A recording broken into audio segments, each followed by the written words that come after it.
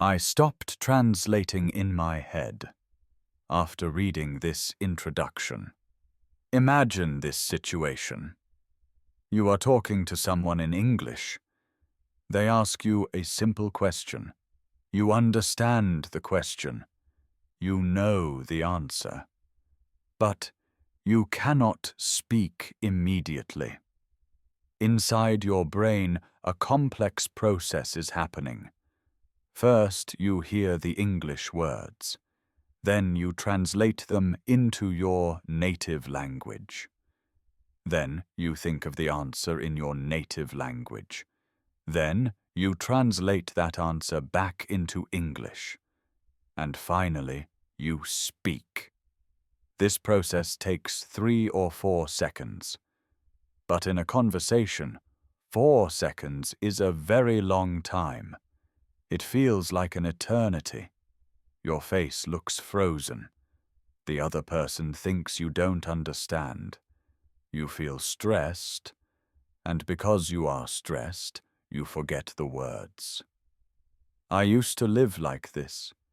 I called it the translation trap. I thought that if I studied more grammar and learned more words, the translation would become faster. But I was wrong. Faster translation is still translation. The goal is not to translate fast. The goal is not to translate at all.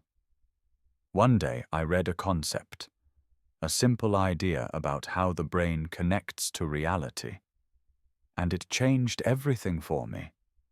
It was like flipping a light switch in a dark room. I stopped looking for the words in my native language, and I started finding them directly in English. In this video, I will share that concept with you. I will show you why your brain loves to translate, and I will give you a 4-step guide to stop it forever.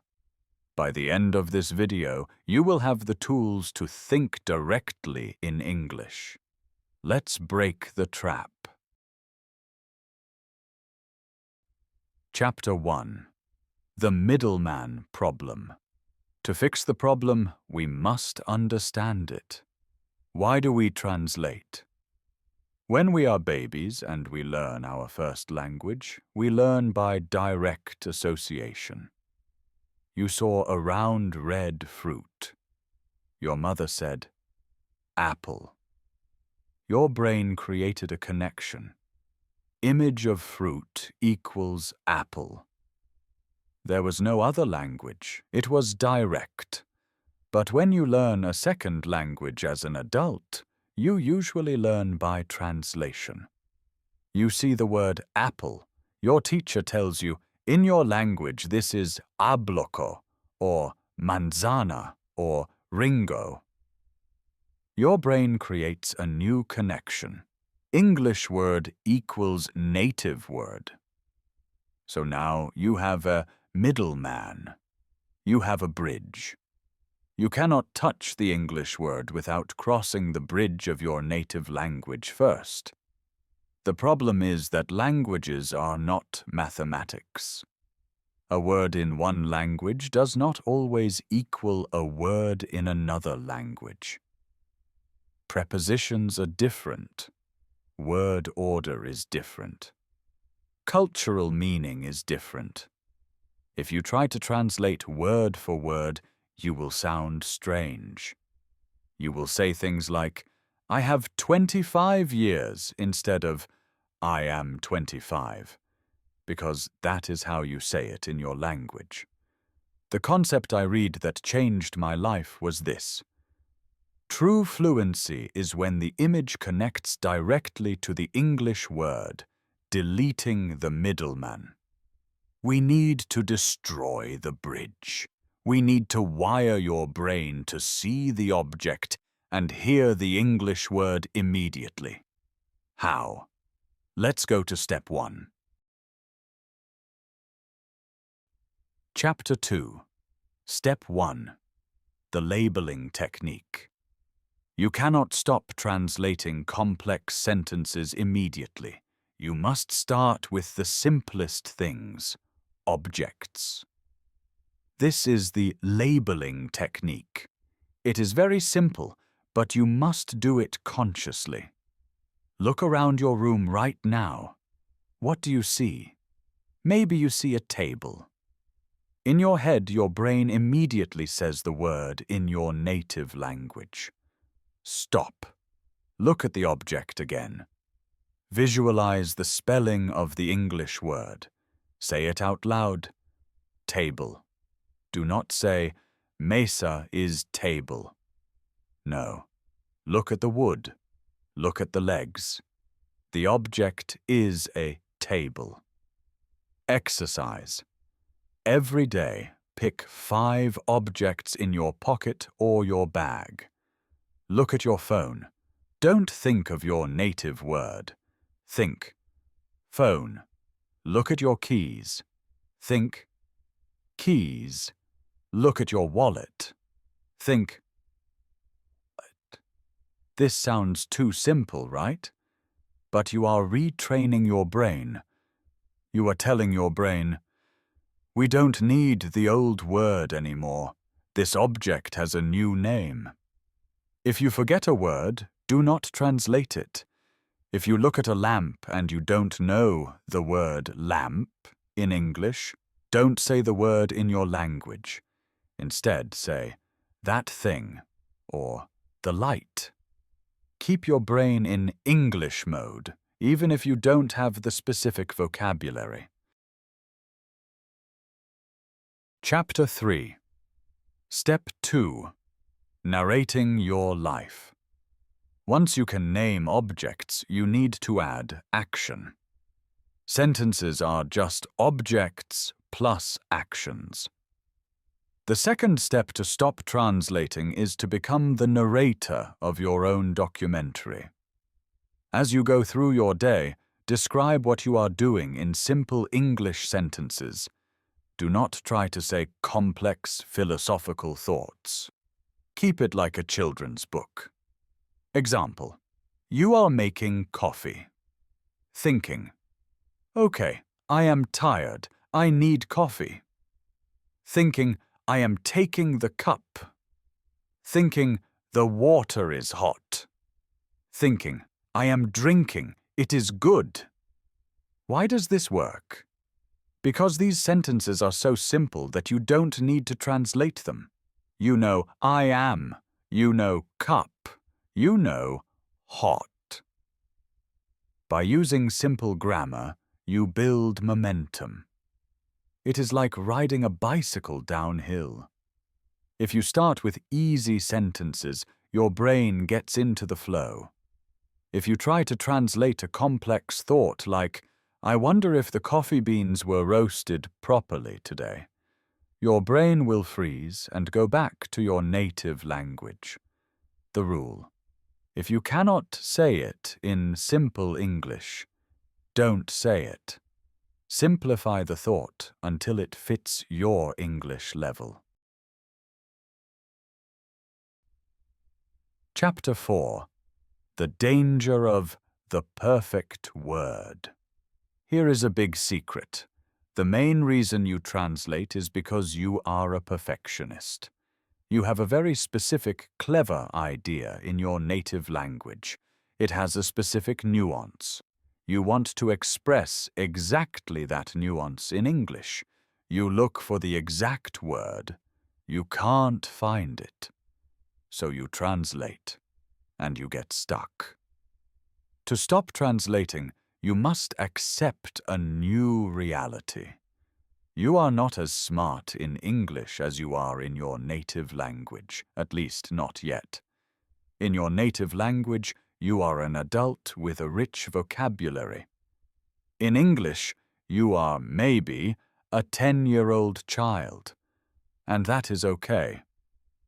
The technique: circumlocution. Circumlocution means talking around something. If you forget the word for umbrella, do not run to Google Translate. Do not switch to your language. Describe it. The thing that stops the rain. The plastic cover for rain. The roof for my hand. Is roof for my hand a perfect English phrase? No, it sounds funny. But is it English? Yes. Did you communicate the idea? Yes. Did you translate? No. This is a massive victory. When you describe a word you don't know using words you do know, you are thinking in English.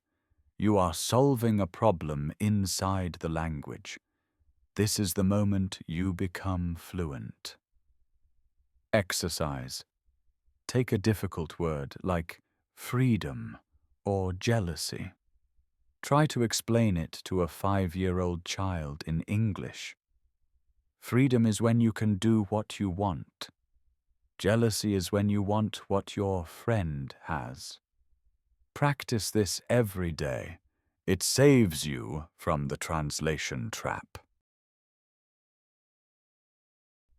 Chapter 5. The Input Flood. We translate because we have time to translate. If I speak slowly and pause, you have time to think. But if the English comes fast, you don't have time.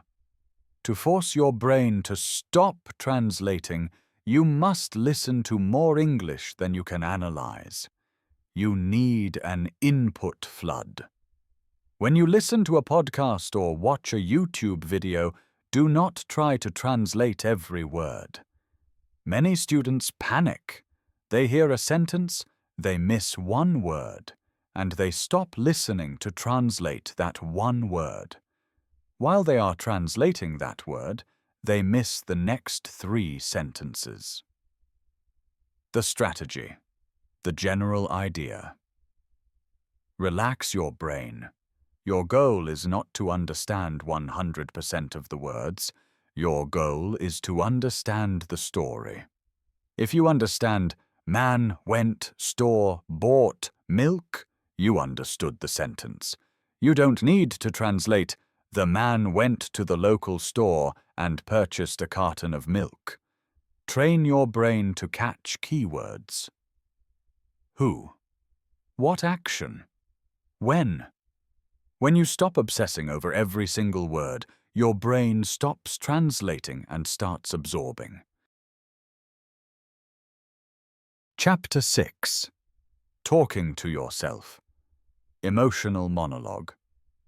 We translate facts easily, but we often translate emotions because emotions are deeply connected to our native language. To break this, you need to practice emotional monologues. This is something I did in the shower or in the car. I would have imaginary arguments or conversations in English, but I would add emotion. I would pretend I was angry, or excited, or sad. I can't believe he said that. It is so unfair. I am really mad right now. Because emotion acts like glue for memory. When you connect an English phrase to a real feeling, the connection becomes stronger than the translation link. Next time you are angry, try to say, "I am angry," instead of translating the phrase from your language. Feel the anger in the English words. This makes the English yours. It stops being a foreign code and starts being a tool for your feelings. Chapter 7. What to read. Something specific. The title of this video is I stopped translating after reading this. So, what should you read to help this process? You should read English dictionaries. Most students use a bilingual dictionary, English to native. This reinforces the translation bridge. It keeps the middleman alive. When you see a new word, you look at the translation. Stop doing this. Use a dictionary designed for learners, like Cambridge or Oxford Learners' Dictionary. When you look up a word, you get a definition in English. Example. You look up huge, bilingual dictionary. Huge equals native word for big. Bad, English learner. Dictionary, huge equals extremely big, enormous. Good. When you read the definition in English, you are learning English using English. You are creating a loop inside the language.